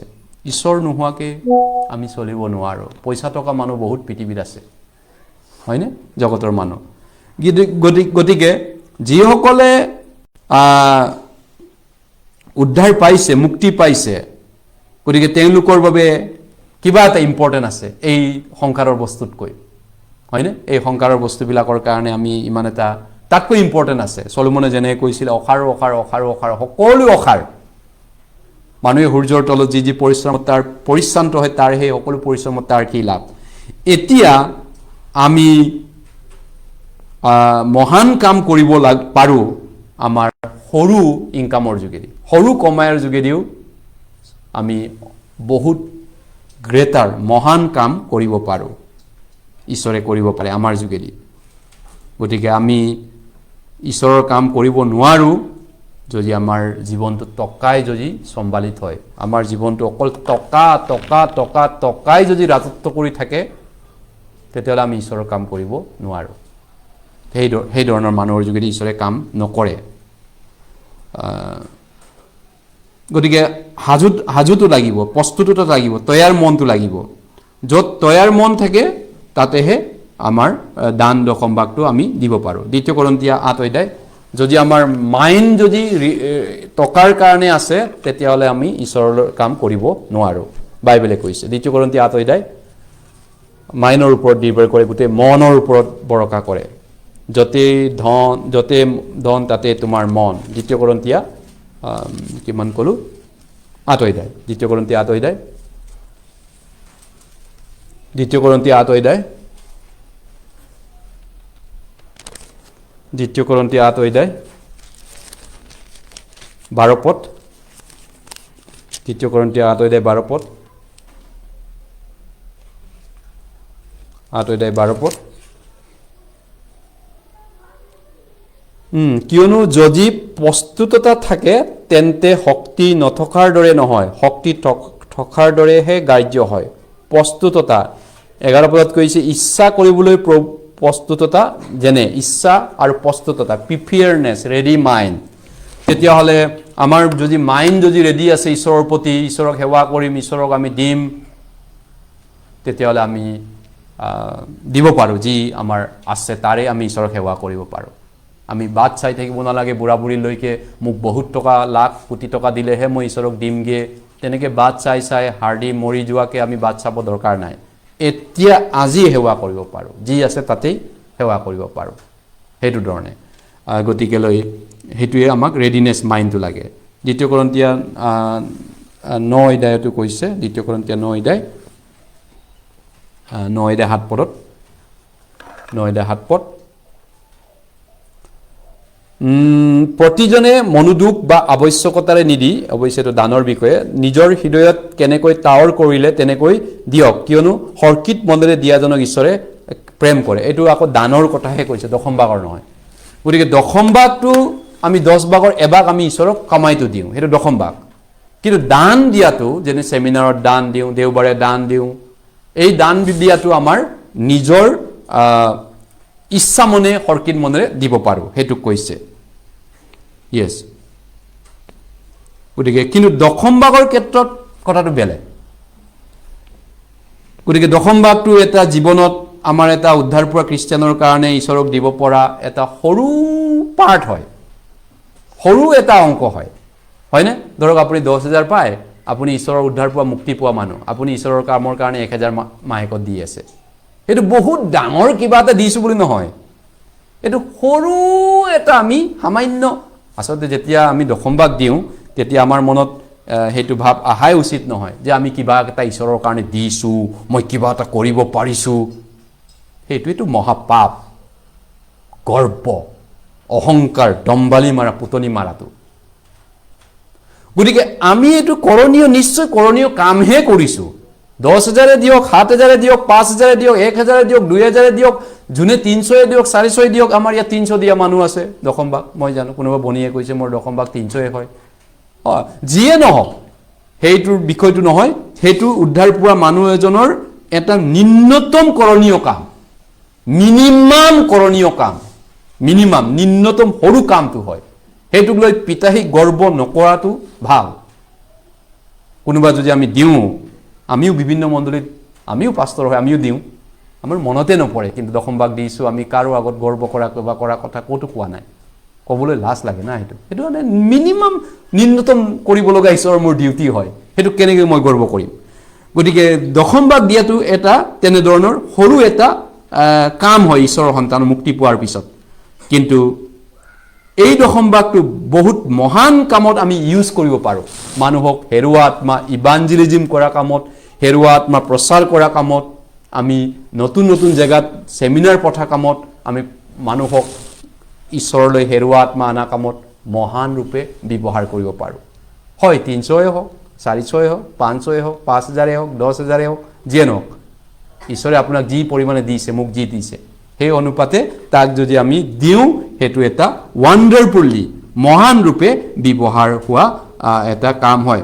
গতিকে আমি যদি ফেইথফুলি ঈশ্বৰক দিওঁ, বিশ্বাসেৰে যদি দিওঁ, প্ৰথম কৰন্থীয়া 9 অধ্যায়লৈ গৈছোঁ, 9 অধ্যায়তে আছোঁ নেকি, নে দ্বিতীয় কৰন্থীয়াত আছোঁ, এইটো প্ৰথম কৰন্থীয়া 9 অধ্যায়।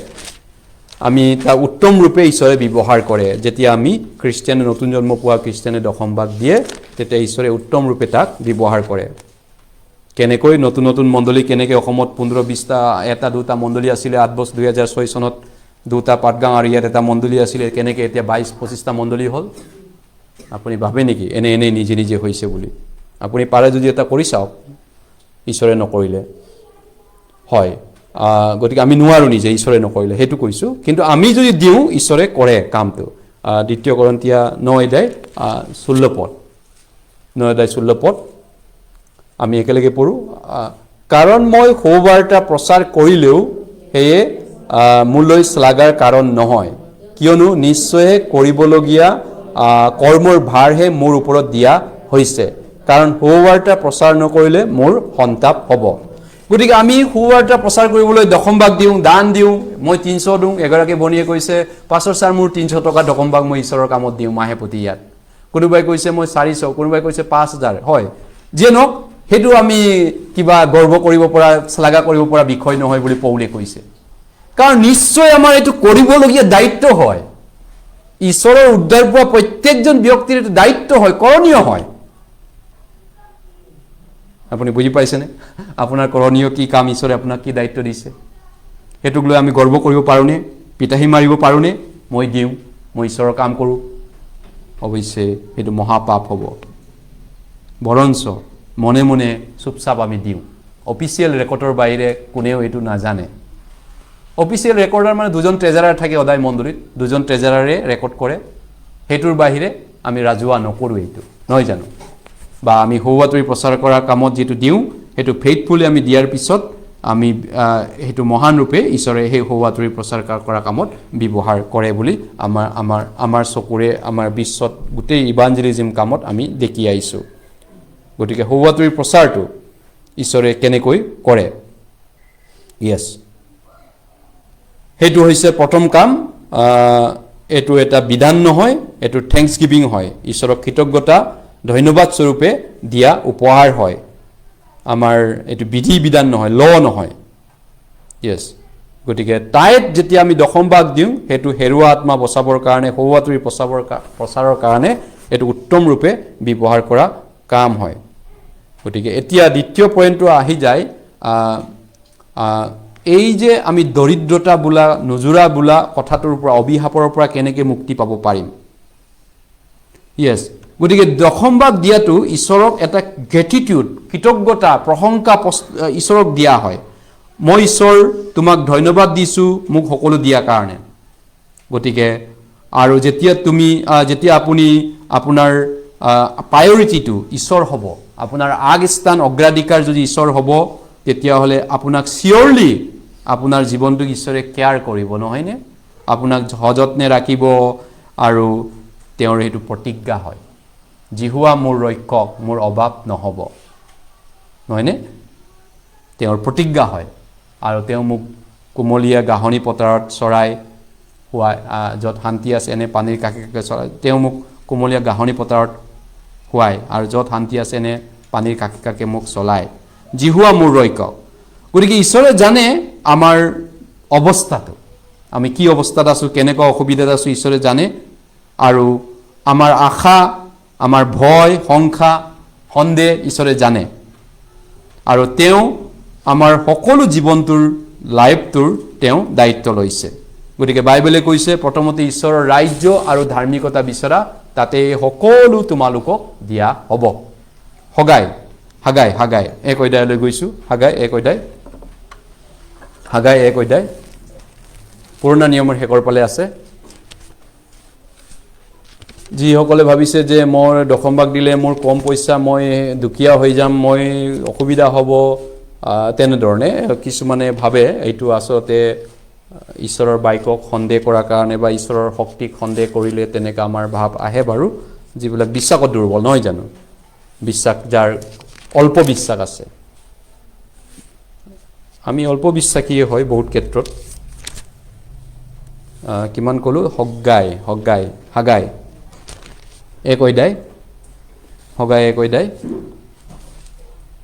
কিন্তু দশমভাগ নিদিয়াসকলৰ কি সমস্যা হ'ব দশাংশ নিদিয়াসকলৰ কি সমস্যা হ'ব যিসকলে হেতু মই এতিয়া অলপমান শেষৰ পালে ক'ব বিচাৰিছো দশমভাগ নিদিয়াসকলৰ কি অসুবিধা আছে নিজৰ অসুবিধা আছে নিজৰ লছ হ'ব ঈশ্বৰৰ লছ নহয় নিজৰ লছ হ'ব হগাই এক অধ্যায় 5-6 পদ ইজৰাইলক ঈশ্বৰে কি কৈছে আমি চাওঁ 5-6 পদ এই হেতুকে এতিয়া বাহিনীবিলাকৰ জিহুৱাই এই কথা কৈছে তোমালোকে নিজ আচৰণ ভাবি চোৱা তোমালোকে অধিক হিচি অলপ চপাইছা তোমালোকে আহাৰ কৰিছা কিন্তু তৃপ্ত নোহোৱা তোমালোকে পান কৰিছা কিন্তু হেপা নপলাই তোমালোকে কাপোৰ পিন্ধিছা কিন্তু একো পোৱা নাই বেছৰ নিমিত্তে কাম কৰা মানুহে বা হাজিৰা কৰা মানুহ কাম কৰা ইনকাম কৰা মানুহে বিন্দা টকা তৈলা বস্তাত থবলৈহে বেছ পায় তাৰ মানে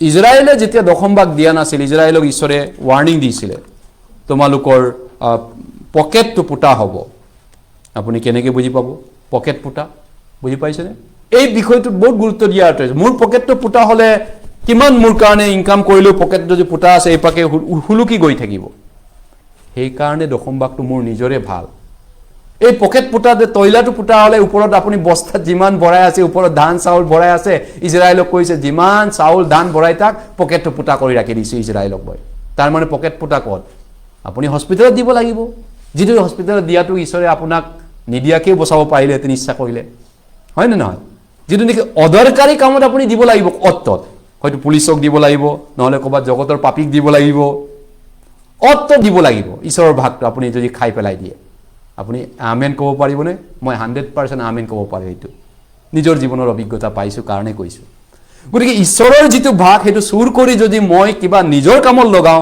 বা বিভিন্ন জগতৰ কামত হোৱাটোই প্ৰচাৰ কামত নকৰি হেতু যদি নিজৰ কামত বা অদৰকাৰীকে যদি খৰচা কৰে পকেট পুটা পাক্কা পকেট পুটা টিং পাতা বহুত খ্ৰীষ্টিয়ানে শিৱসাগৰত শুনিছিল আগতে এই বহুত পুৰণা খ্ৰীষ্টিয়ান ব্ৰিটিছ যুগৰ খ্ৰীষ্টিয়ান বোলে আগতে কোনোবাই কৈছিলে মোক নাজানো এই বহুত বিশ্বাসীৰ ঘৰবিলাক টিঙে পুটা আছে কৈছে কিয় এই দশমভাগ নিদিয়ে এজন মিছনাৰীয়ে কৈছে দান দশমভাগ নিদিয়ে মানুহবিলাক বিৰাট গৰীব কিছুমান জেগা কিয় হয় পৰিত্ৰাণ নোপোৱাটো এটা গৰীব হয় কিন্তু পৰিত্ৰাণ পালেও ইও এটা গৰীব হ'ব গতিকে অদৰকাৰী যদি আপোনাক ঈশ্বৰে আপুনি যদি খৰচাৰ পৰা বাচিব বিচাৰে ফালতুকে যদি পইচাবিলাক বৰবাদ হোৱাৰ পৰা বাচিব বিচাৰে এজন গুগামুখত ভাই এজনে মোক মাষ্টৰ এজনে কৈছিলে পাছৰ ছাৰ মই এইটো অভিজ্ঞতা পাইছো দেই দশমভাগ দিদিলে আমি ঈশ্বৰৰ মানুহে আমি সেই পইচাটো হাসিব নোৱাৰো মই বহুত চেষ্টা কৰিলো বহুত ভাৰিলো পাৰা নাই মই বহুত দশমভাগৰ পইচাখিনি লাষ্টত পুলিচৰ হাতত কবাত মিষ্টেকলি গাড়ী কবাত ট্ৰাফিক ফাইনত দিব লগা হৈছেগে কবাত হস্পিটেলত মোটা অংক মই দিব লগা হৈ যায়গে হসা কথা হেতু গতিকে আপোনাৰ জীৱনৰ কিছুমান অদৰকাৰী এই পুটাটো পকেট পুটাটো ঈশ্বৰে বন্ধ কৰিব পাৰে তেওঁৰ পাৱাৰ আছে মোৰ নিজৰ অভিজ্ঞতাটো কৈছো কিছুমান অদৰকাৰীকে পইচা উলাই যায় আমাৰ পকেটৰ পৰা আমাৰ প্ৰত্যেকৰ পৰা আমি ধনী দুখীয়া সবৰে নহও যিয়ে নহওক সবৰে পকেট পুটা দুখীয়াৰ পকেট পুটা হলেও দিগদাৰ আছে ধনীৰ পকেট পুটা হলেও দিগদাৰ আছে নহয় জানো গতিকে সেই কাৰণে পকেটটো যদি পুটা কৰিব নিবিচাৰে ঈশ্বৰৰ ভাগটো দিয়ক ইজৰাইলক ঈশ্বৰে কৈছে ঈশ্বৰে আপোনাক হয় আপুনি বহুত নাভাবিব যে মই ধনী হোৱা নাই নহয় দশমভাগ দি পিনি মই কোটিপতি হোৱা নাই নহয় কোটিপতিৰ কথা নাহে ইয়াত প্ৰথম তিমোথী 6:8 কৈছে অন্ন বস্ত্ৰ বাকস্থান থাকিলে তাৰে আমি সন্তুষ্ট হম ধন লোভেই সকলো মন্দৰ মূল অন্ন বস্ত্ৰ আপুনি হুকিনে খাবলৈ আহাৰ পালে আপুনি মোৰ কাপোৰ খাবলৈ আহাৰ মই ভাবো পা ঈশ্বৰ মোক কি লাগে আৰু যদি ঈশ্বৰে জাকুবৰ দৰে কওঁ মই খাবলৈ বাটত যোৱা ৰাস্তাত যদি ভাত পাওঁ পিন্ধিবলৈ কাপোৰ পাওঁ আৰু ঈশ্বৰক মোক একো মই ঈশ্বৰক ইস্তাপ নকৰো একো ঈশ্বৰৰ পৰা বিচৰা নাই জাকুবে কৈছিল নহয় নে গতিকে ঈশ্বৰৰ সন্তানৰ মনটো হৰল আছে ঈশ্বৰে চিনি পায় গতিকে আমি অন্ন আৰু বস্ত্ৰ পিন্ধা উৰা কাপোৰ কানিৰ বাহিৰে আৰু পিন্ধা উৰা বুলি কওঁতে ষ্টাইলিছ পিন্ধা উৰাৰ কথাও কোৱা নাই অৱশ্যে পিন্ধা নেসেসাৰী যেটো কাপোৰ দৰকাৰী কাপোৰ হেতু আৰু খোৱা আহাৰ হেতুৰ বাবে আমাক আমি নিবিচাৰো আনতে বাইবেলৰ তাতে আছে হগৈ 1:9 পদতো কৈছে হগৈ 1:9 পদ 1:9 পদ 9 পদ তোমালোকে অধিককৈ আশা কৰিছিলা কিন্তু চোৱা অলপ পালা আৰু তোমালোকে এইটোৱে হ'ব তাক ঘৰলৈ নিলত মই তাৰ ওপৰত ফু দিলো ঘৰলৈ নিছিলা জমা কৰি নিছিলা বাহিনীবিলাকৰ যি হয় কৈছে কাৰণ কি কাৰণ এই মোৰ গৃহটি উচ্ছন্ন হৈ পৰি আছে বাপৰে বা ঈশ্বৰৰ ঘৰ ঈশ্বৰৰ মণ্ডলী গীৰ্জাঘৰ উচ্ছন্ন হৈ পৰি আছে বৰবা তথাপি তোমালোকে প্ৰতিজনে নিজ নিজ ঘৰৰ কথা ব্যস্ত আছা নিজৰ ঘৰ বাৰী বন্দাত ব্যস্ত নিজৰ ঘৰ ঠিক কৰাত নিজৰ ঘৰত সব ভাল কৰাত ব্যস্ত আছে নহয় নে ভালৰ ওপৰত ভাল ঘৰ বাথৰুমটো ভালৰ ওপৰত ভাল সব সুবিধা কৰাত ইজৰাইল ব্যস্ত আছিল কিন্তু ঈশ্বৰে কৈছে ৱাৰ্নিং দিছে মোৰ যেটো হেই ভাগ হেতু চুৰ কৰি খালেও শান্তিৰে খাব নাপাবা ইয়েস শান্তিৰে খাব নাপাব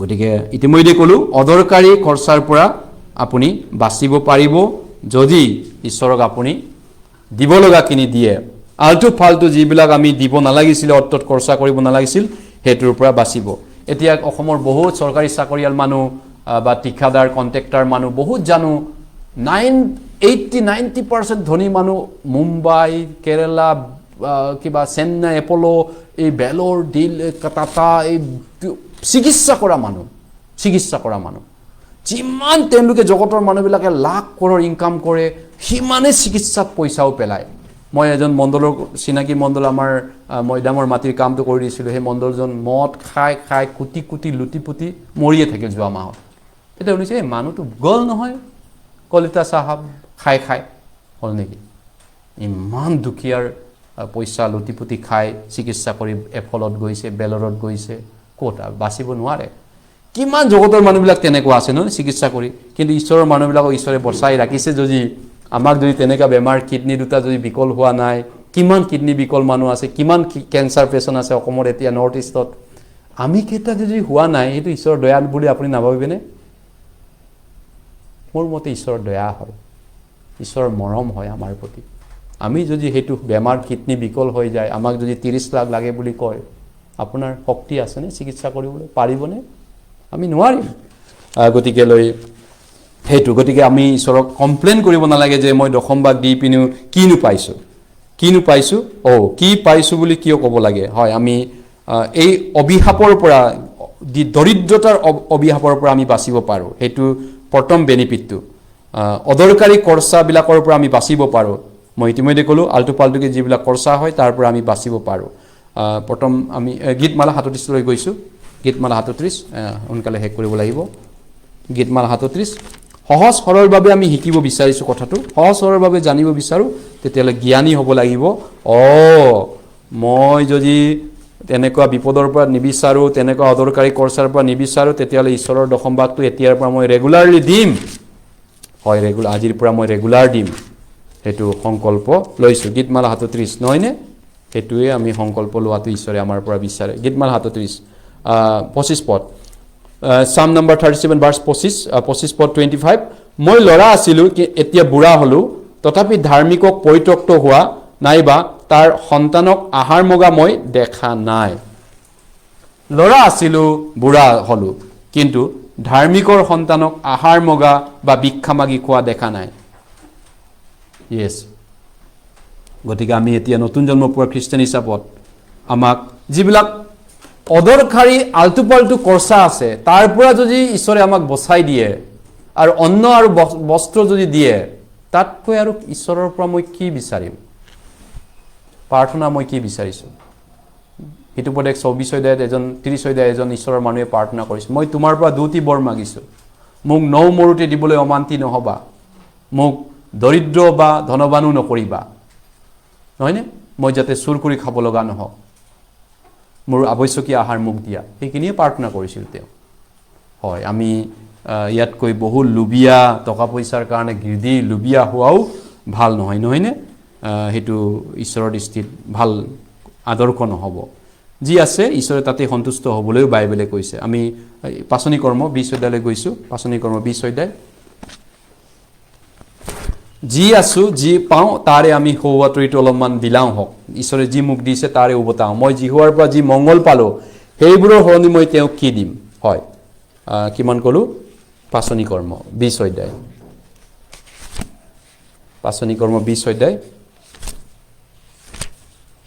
পাচনি কৰ্ম 20 অধ্যায়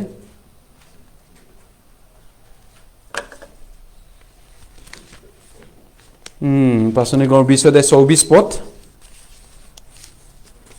আহক আমি সংকল্প লওঁ হওক মই ধনী দুখীয়া হলেও মোৰ ঈশ্বৰটো দুখীয়া নহওক ঈশ্বৰৰ কামটো দুখীয়া নহওক ঈশ্বৰৰ হৌৱাতৰি প্ৰচাৰটো বিয়াগাত নজন্মক এইটো আমি প্ৰাৰ্থনা কৰোঁ আমি একেলগে পঢ়ো 24 পদ 20 অধ্যায় 24 পদ কিন্তু ঈশ্বৰৰ অনুগ্ৰহৰ সুবাৰ্তাৰ বিষয়ে সাক্ষ্য দিয়াৰ আৰু মোৰ দৰ অৰ্থাৎ প্ৰভু যীশুখ্ৰীষ্টৰ পৰা পোৱা যি মোৰ পৰিচৰ্যা কাৰ্য তাক সম্পন্ন কৰাৰ লগত তুলনা কৰিবলৈ গ'লে মোৰ প্ৰাণ মোলৈ প্ৰিয় বুলি একোতে গণ্য নকৰো পৌলে এইটো সংকল্প লৈছিল কিন্তু ঈশ্বৰৰ অনুগ্ৰহ হববাৰ্তা গস্পেল ঈশ্বৰৰ অনুগ্ৰহ হববাৰ্তাৰ বিষয়ে সাক্ষ্য দিয়াৰ আৰু মোৰ দৌৰ অৰ্থাৎ প্ৰভু যীশুখ্ৰীষ্টৰ পৰা পোৱা মোৰ যি পৰিচৰ্যা কাৰ্য আপুনি পাইছেনে প্ৰভু যীশুখ্ৰীষ্টৰ পৰা পৰিচৰ্যা কাৰ্য আপোনাক ঈশ্বৰে প্ৰভু যীশুৱে পৰিচৰ্যা দিছেনে যদি দিয়া নাই আপুনি ক'ব মই পাষ্টৰ নহয় না মোক কি দিব নাই পাষ্টৰৰ কথাটো কোৱা নাই ঈশ্বৰে আমাক ঈশ্বৰৰ সন্তানক সবকে গিফ্ট দিছে বৰদান দিছে কিবা এটা আমি কৰিব পাৰোগে ঈশ্বৰক বতাব পাৰো গতিকে গীতমালা 116 নম্বৰত কোৱাৰ দৰে মই যি হোৱাৰ পৰা যি সকলো মংগল পালো তাৰ সলনি মই সেইবোৰৰ সলনি তেওঁ কি দিম কি দিব ঈশ্বৰক হয় আপোনালোকৰ মনত আছে চাগে নিশ্চয় কাৰোবাৰ অন্তৰত মই ঈশ্বৰক কি দিম বহুত দিউ কৰি কিছুমান মন উদগাই থাকে কিছুমান ভাই ভনী ঈশ্বৰক দিউ ঈশ্বৰৰ কাৰণে কেনেকৈ ইনকাম কৰিম ঈশ্বৰক সেমিনাৰ অলপমান পইচা দিম এবাৰ বেছি সেমিনাৰ আহি আছে আমাৰ মাৰ্চৰ 13 14 15 তিনিদিনীয়া সেমিনাৰ তাৰ কাৰণে মই অলপ ইনকাম কৰিম কিছুমানে কয় মই অলপমান এক সপ্তাহ পুৰা হাজিৰা কৰিম দেই কিছুমান পাষ্টৰে কয় পাষ্টৰ মই এক সপ্তাহ 2 সপ্তাহ হাজিৰা কৰি লওঁ সেমিনাৰত মই পইচা 2000 আনি আছো তেনেকা কোৱা ভাই ভনীও আছে অলপ সেমিনাৰটোত মোক দিবলৈ মন যায় গতিকে বিভিন্ন ধৰণে তেনেকুৱা ধৰণে ঈশ্বৰৰ অনুগ্ৰহ হোৱাৰটাটো আমি উবতাব পাৰো এইটো নহয় যে অকল সবে পাষ্টৰ হ'ব যদি হ'বলৈ ইচ্ছা আছে পাষ্টৰ হওক আপোনালোকৰ কাৰোবাৰ মন আছে যদি মই এৰি দিম জেগাটো যদি শিকাব বিচাৰে মই বহি দিম ধুনীয়াকৈ বহি যাম পিছফালে শুনিম আপোনালোকৰ শিক্ষাটো যদি ইমান সহজ বুলি যদি ভাবে এই কামটো কৰাটো গতিকে লৈ হোৱাটোৰ প্ৰচাৰ কৰিবলৈ অসমৰ নগে গাঁও চহৰে গাঁৱে বুৱে যতে ততে ঘূৰি পুৰি টোপনি কটি যতে ততে খোৱাই নোখোৱাই বিভিন্ন জেগাত এনেকুৱা জেগাত যদি হোৱাটোৰ প্ৰচাৰ কৰাটো পৌলে কৈছে তথাপিতো পৌলে কোৱা মতে যে এই যি কাৰ্য সেই দৌৰ অৰ্থাৎ মোৰ প্ৰভু যীশুখ্ৰীষ্টৰ পৰা পোৱা মোৰ যি পৰিচৰ্যা তাক সম্পন্ন কৰাৰ লগত তুলনা কৰিবলৈ গ'লে মোৰ প্ৰাণো প্ৰিয় বুলি মই একোতে গণ্য নকৰোঁ গতিকে প্ৰাণকে তেওঁ যদি প্ৰিয় বুলি নাভাবে তেওঁৰ কাৰণে আৰু কিবা দুখ কষ্টটো কিবা বাকি চ্যালেঞ্জটো কিবা অসুবিধা আছেনে যি মানুহজনে কি প্ৰাণকে দিবলৈ কেৰেপ কৰা নাই তেওঁ আৰু কিবা এটা ভয় কৰিব লগা আছেনে হয়নে মানুহে মোক কি কৰিব পাৰে তেওঁ কৈছে মানুহে মোক কি কৰিব পাৰে প্ৰভু মোৰ সহায়কৰ্তা প্ৰভু মোৰ লগত আছে প্ৰভু মোৰ লগত আছে তেওঁৰ লগত আছিল প্ৰভু তেওঁ যেতিয়া জেলত দিছিল মানুহে পিটিছিল ৰাতি প্ৰভুৱে তেওঁৰ হাতত পিছফালৰ পৰা আহি পৌল ঢকিয়াই তেওঁ কৈছিল আৰু তেওঁ জাহাজ ডুবিছিল তেওঁ বিভিন্ন ধৰণৰ দুখ কষ্ট পাইছিল কিন্তু প্ৰভুৱে তেওঁক সাথ দি পিনি কৈছিল তুমি নিৰ্ভয়ে থাকা তুমি নমৰা যেতিয়ালৈকে মোৰ কাম শেষ নকৰা তুমি নমৰা প্ৰভু আপোনাৰ লগত আছেনে সঁচাকৈ আছে আপোনাৰ লগত চিন কি প্ৰভুৱে আপোনাৰ যোগেদি কিবা এটা কাম কৰি আছেনে এতিয়াও প্ৰভুৱে আপোনাক ব্যৱহাৰ কৰিছেনে আজিও তেওঁৰ কিবা এটা হেৰুৱা কামত তেওঁৰ জিয়া কামত আপোনাক ঈশ্বৰে ব্যৱহাৰ কৰিছেনে সেইটো প্ৰশ্ন মই নিজক সুধিছিলোঁ ৰাতিপুৱাও প্ৰভু মোৰ লগত আপুনি আছেনে এতিয়াও চৌলক প্ৰভুৱে ত্যাগ কৰিছিল নহয়নে কেতিয়াবাই দলিয়াই পেলাই দিছিল কিন্তু তেওঁ গমেই নাপালে সেইটো তেওঁ গমেই নাপালে ঈশ্বৰ যে মোক কেতিয়াবা এৰিলে হয় ইব্ৰী 13 অধ্যায় লৈ গৈছোঁ ইব্ৰী 13 অধ্যায় শেষৰ পালে ইব্ৰী 13 অধ্যায় ইব্ৰী 13 অধ্যায়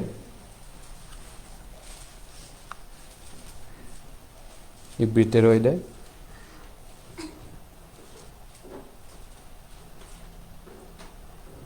ইব্ৰী 13 অধ্যায়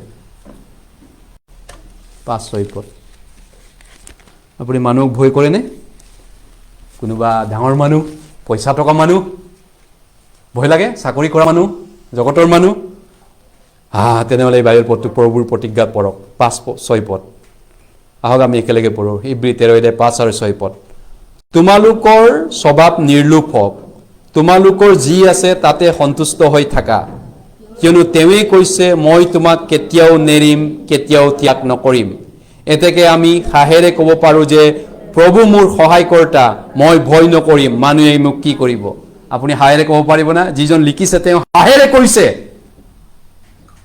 প্ৰভু মোৰ সহায়কৰ্তা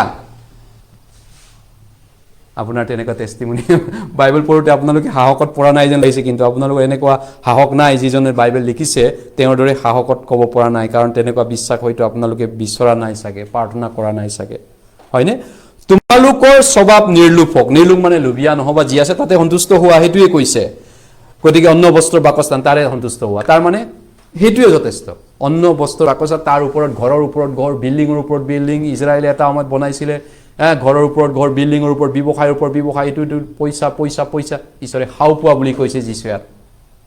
অভিশপ্ত ইজৰাইল জাতি। তেতিয়া ঈশ্বৰক এৰিবা, তেতিয়াই তোমালোকে ঈশ্বৰ নোহোৱাকৈ তেতিয়াই চলিব পাৰিবা, যেতিয়া পইচা টাকা গাড়ী মটৰ বিল্ডিঙৰ পিছত দৌৰিবা। তেতিয়া ঈশ্বৰকটো নিৰ্ভৰ নকৰিবা, ঈশ্বৰকটো ভৰসা নকৰিবা। সেইটোৱে অভিশপ্ত। গতিকে এতিয়া আশীৰ্বাদ পোৱা ৰাস্তাটো কিন্তু আশীৰ্বাদ পোৱাটো হৈছে যি আছে তাতে সন্তুষ্ট হোৱা, মানে অন্ন বস্ত্ৰ বাসস্থান তাতে সন্তুষ্ট হোৱা। কাৰণ তেওঁ কৈছে মই তোমাক কেতিয়াও নেৰিম, কেতিয়াও ত্যাগ নকৰিম। কিন্তু মোক এৰিলে নেকি তেওঁ? এৰিছে যদি আমি কি কৰা উচিত? প্ৰাৰ্থনা কৰা উচিত, ঘূৰি অহা উচিত। দায়ুতে কি বুলি গীতমালাত প্ৰাৰ্থনা কৰিছিলে 51? হে জিহুৱা, হে ঈশ্বৰ, মোক পুনৰাই পবিত্ৰ আত্মাৰ আনন্দ দিয়াগে, পৰিত্ৰাণৰ আনন্দ মোক আকৌ এবাৰ দিয়াগে, মোক উদ্ধাৰ আত্মা দিয়াগে, মোৰ অপৰাধ পাপ মোক ক্ষমা কৰা। তেওঁ মন পালন কৰিছিল, নহয়নে? তেনেধৰণে তাৰপিছত যিয়ে নহওক 6 পদত কৈছে, এতেকে আমি হাঁহেৰে ক'ব পাৰোঁ যে প্ৰভু মোৰ সহায়কৰ্তা, মই ভয় নকৰিম, মানুহে মোক কি কৰিব পাৰে। য়েছ, সেইটো হৈছে সুবাতৰি প্ৰচাৰ কৰাৰ কাৰণে তেনেকুৱা সাহস লাগে।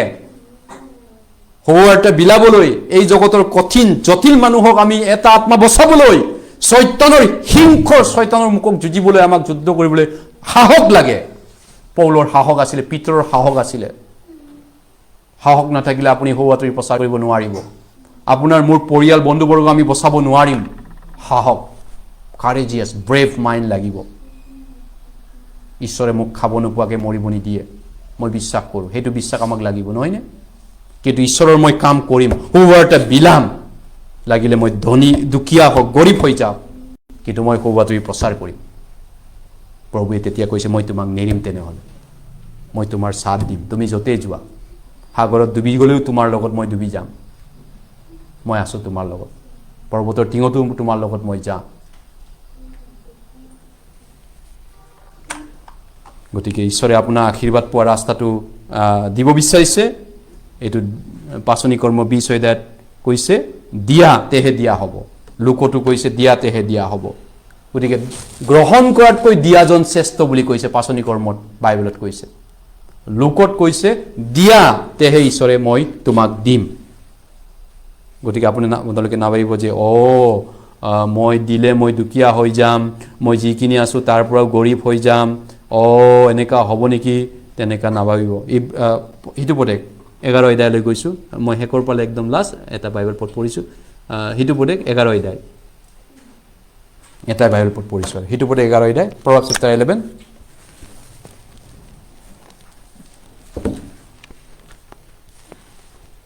কিন্তু নিদিয়াবিলাকৰ কি হ'ব? যিবিলাকে বিশ্বাসেৰে দিয়া নাই আজি এই মণ্ডলীত, তেওঁলোকৰ কি হ'ব? ভৱিষ্যতে কি হ'ব ঈশ্বৰে জানে, মই নাজানো। কিন্তু বাইবেলত কি কৈছে আমি এইটো ক'ব পাৰোঁ। কি হ'ব মই এইটো কৈ দিব নোৱাৰোঁ, কিন্তু ঈশ্বৰে জানে। সেইটো কালিৰ বিষয়ে গৰ্ব নকৰিবা, কালিৰ দিনটোত কি ঘটিব তাক তোমালোকে নাজানা। সিটো পদে 11 অধ্যায় 24 পদ, 24 পদ, সিটো পদে 11 অধ্যায় 24 পদ, সিটো পদে 11 অধ্যায় 24 পদ। প্ৰভাৱ চেপ্টাৰ 11 ভাৰ্ছ 24, 11:24। কোনোৱেহে বিলাই দিলেও তেওঁৰ বৃদ্ধিহে হয়, আৰু কোনোৱে দিবলগীয়াখিনি আটক কৰিও কেৱল দৰিদ্ৰতাহে পায়। কি হ'ব নিদিয়াসকল আজিৰ পৰা 1 বছৰৰ পিছত, 6 মাহ পিছত, 3 মাহ পিছত কি পাব? বাইবেলে জানে সেইটো, অৱশ্যে মই নাজানো, ঈশ্বৰে জানে, নহয় জানো? গতিকে যিসকলে ঈশ্বৰৰ ভাগটো চুৰ কৰিলে, মলাকীত কৈছে আকাশৰ দুৱাৰ মই খুলিম, পৰীক্ষা কৰিছোঁ, চুৰ কৰিলে তেওঁলোকে ক'ত দিব লাগিব? কেঞ্চাৰ হস্পিটেলত দিবলগীয়া হ'ব পাৰে, হয়তো ক'ৰবাত হস্পিটেলত দিব লাগিব, ক'ৰবাত দিব লাগিব, কিবা এটাত দিব লাগিব, মুঠতে হয়তো পুলিচক দিব লাগিব। যিবিলাকে দিবলগীয়াখিনি আটক কৰিছিলে, সেই আটক পইচাখিনি মণ্ডলীৰ কামত আছিলে, ঈশ্বৰৰ সুবাতৰিৰ কাৰণে আছিলে এই পইচাখিনি, কিন্তু তেওঁলোকে কিবা কৰি আটক কৰিলে, কিন্তু তেওঁলোকৰ ঘৰত থাকিব নিদিয়ে ঈশ্বৰে, সেইটো বেলেগৰ পালে দি দিব লাগিব, চোৰ ডকাইত বদমাছ। গতিকে যীশুৱে কৈছে, য'ত পোকে খাই মামৰে ক্ষয় কৰে সেই পৃথিৱীত তোমালোকে ধন নাসাঁচিবা। য'ত মামৰে নাকাই চুৰে সিদ্ধি দি চুৰ কৰি নিয়ে স্বৰ্গত তোমালোকলৈ ধন হাছা। আমি ঈশ্বৰৰ মানুহ হয়, আমাৰ ৰাইজ স্বৰ্গত আছে। আমাৰ বিশ্বাস আশাৰে পৰিত্ৰাণ পাইছোঁ, আমি আশাৰে পৰিত্ৰাণ পোৱা। ৰোমিয়া 8:8 কৈছে, যিহক দেখা পাওঁ তাক আমি আশা নকৰোঁ, আমি পাবলগীয়া আছে কাৰণে আশা কৰিছোঁ। গতিকে প্ৰথম জোহন 2:8 কৈছে, তোমালোকে জগত আৰু জগতত থকা বিষয়বিলাকক প্ৰেম নকৰিবা। জগতত যি যি আছে, মাংসৰ অভিলাষ, চকুৰ অভিলাষ, জীৱনকালৰ গৰ্ববোৰ, সেইবোৰ পিতৃৰ পৰা উৎপন্ন নহয়, জগতৰ পৰা হৈছে। জগত আৰু তাৰ অভিলাষ গুচি যাব লাগিছে, কিন্তু যিবিলাকে ঈশ্বৰৰ ইচ্ছা পালন কৰে তেওঁবিলাক চিৰকাল থাকিব। প্ৰিয় ভাই ভনীসকল, ঈশ্বৰে আপোনাৰ আশীৰ্বাদ পোৱা ৰাস্তা দিব বিচাৰে, আপোনাক তেওঁ মংগলৰ পথ দেখাব বিচাৰে। আপুনি নাভাবিব যে তেওঁ আপোনাক কিবা এটা অমংগল কৰিব বিচাৰিছে। গতিকে যিসকলে ঈশ্বৰৰ ফেইথফুলি দান দশমভাগ নিদিব, ঈশ্বৰে পকেট পুঠা কৰিম বুলি কৈছে, এইটো মনত ৰাখিব। আজিৰ শিক্ষাৰ ভিতৰত আপুনি যদি সৌবাতৰি প্ৰচাৰ কামত নিদিয়ে, আপুনি নিদিলেও ঈশ্বৰে দিব, ঈশ্বৰে দিয়া মানুহ দিব। ঈশ্বৰৰ কামটো আপুনি বন্ধ কৰিব নোৱাৰে। আপুনি পাৰিব ঈশ্বৰক চেলেঞ্জ কৰিব পাৰিব? আপুনি মই নোৱাৰোঁ নহয় জানো? ভয় লাগে, এইটো ক'বলৈও বেয়া লাগে। গতিকে ঈশ্বৰৰ কাম ঈশ্বৰে কৰিব, মই নকৰিলে বেলেগে কৰিব। কিন্তু সেইটো তেনেকৈ কোৱাতকৈ মই নকৰিলে কোনে কৰিব সেইটোৱে ভাবা উচিত। মই নিদিলে কোনে কৰিব? মইহে দিব লাগিব, মইহে কৰিব লাগিব। ঈশ্বৰৰ মানুহ মই হয়। এইটো নহয় যে মই নিদিলে দেখা যাওকচোন কেনেকৈ চলে। ঈশ্বৰক আপুনি তেনেকৈ পৰীক্ষা নকৰিব, কিন্তু এইধৰণে পৰীক্ষা কৰিব, দি পিনি পৰীক্ষা কৰি চোৱা, দিলে মই তোমাক কেনেকৈ ব্যৱহাৰ কৰিম, তোমাৰ লগত মই কেনেকৈ থাকিম, হয়নে? ঈশ্বৰে সেইটোৱে পৰীক্ষা কৰিব। আকাশৰ দুৱাৰ মুকলি কৰিম বুলি কৈছে। প্ৰিয়সকল, আমি যদি পকেট পুটা লং পেণ্ট পিন্ধিব নিবিচাৰোঁ, পকেট পুটা যদি চাৰ্ট যদি পিন্ধিব নিবিচাৰোঁ, আমাৰ এই মণ্ডলী ভাই ভনীসকল সাধাৰণ গৰীব ভাই ভনী, সাধাৰণ আমি কেইটামান মানুহ আছোঁ, সেই সাধাৰণৰ যোগেদি ঈশ্বৰে কাম কৰিব যদি পকেট কটা যদি পুটা নহয়। যদি আমি যদি চবেই পকেট পিন্ধি আহিছোঁ, চবেই চোলাত পকেট আছে, লং পেণ্টত আছে, চবৰে শংকৰ ভাই কোনোবা আছে, কিন্তু চবেই পকেটবিলাক ফুটা আছে, সেই মণ্ডলীৰ যোগেদি ঈশ্বৰে কি কাম কৰিব ৰে? চবৰে পকেট ফুটা, যিমান কামাই হ'লেও পকেটেদি ওলাই গৈ আছে। প্ৰিয়সকল, আহক আমি কুহুমীয়া নহওঁ। পৰাগীত ভাইকত কৈছে ঈশ্বৰে, মই ঘিণ কৰোঁ কুহুমীয়া পানী। গৰমো নহয়, ঠাণ্ডাও নহয়, মই বমি কৰি বতিয়াই দিম তোমাক। মই ঘিণ কৰোঁ কুহুমীয়া। হয়, চেঁচা নহওক, তপত হওক, ঈশ্বৰে আপোনাৰ আশীৰ্বাদ কৰিব। ঈশ্বৰে আপোনাক মোক আশীৰ্বাদ দিব বিচাৰিছে, নহয়নে? আৰু আমি স্বৰ্গ ৰাইজৰ সেই ভৱিষ্যত সুন্দৰ এই দিনটোলৈ অপেক্ষাত আছোঁ, য'ত যীশু আমাৰ তেওঁৰ ৰাজ্য স্থাপন কৰিবলৈ ৰেডি হৈছে। আহক প্ৰাৰ্থনা কৰিছোঁ। মৰমীয়াল দয়ালু পিতা, তোমাক ধন্যবাদ দিছোঁ। আমি অবিশ্বাসী, আমি দুৰ্বল, আমি অজ্ঞানী।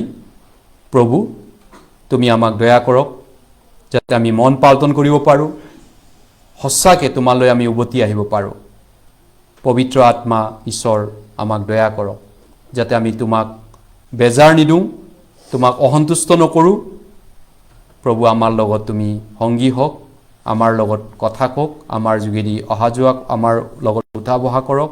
প্ৰভু, আমাক ব্যৱহাৰ কৰক, যাতে আমাৰ এই জীৱনৰ জীয়াই থকাৰ দ্বাৰা মানুহে যীশুক দেখা পায়। প্ৰভু, যীশুৱে যে আছে মানুহে দেখা নাপায়, কিন্তু আমাৰ যোগেদি যেন মানুহে যীশুক দেখা পায়, প্ৰভু যীশুক দেখা পায়, যাতে আমি সৌবাতৰি প্ৰচাৰ কৰাত সুবিধা হয়। এই প্ৰাৰ্থনা প্ৰভু যীশুৰ নামত কৰিছোঁ। আমেন।